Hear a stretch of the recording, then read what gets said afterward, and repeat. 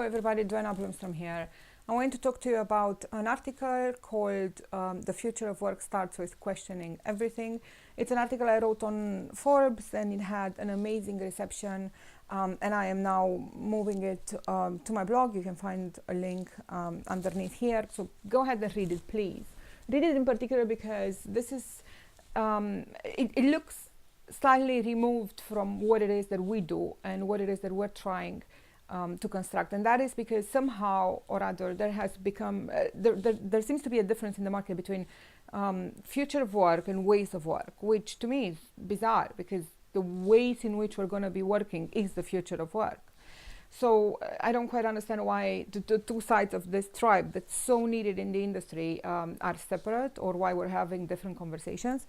But in any case, in this particular instance, the article kind of goes back to the basics and says, well, if we accept that technology has changed everything and that all of these new ways of work are not going anywhere, they're on this plane here, and they are going to just kind of become the norm in how we're going to be working from here on. Waterfall is not making a special comeback appearance anytime soon. So if we understand this is the plane of work, then how is it that we have all of these structures in place still that are essentially something straight out of the 60s?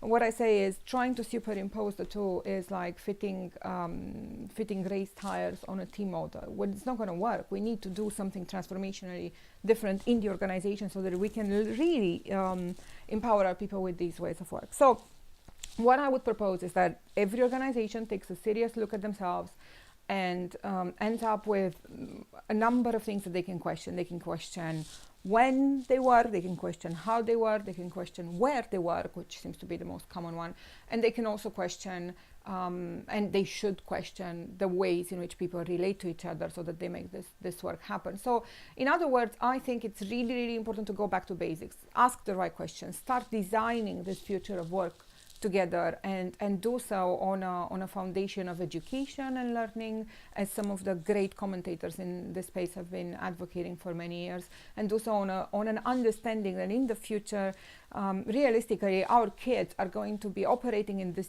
completely new world with very different concepts and very different structures than anything we have learned.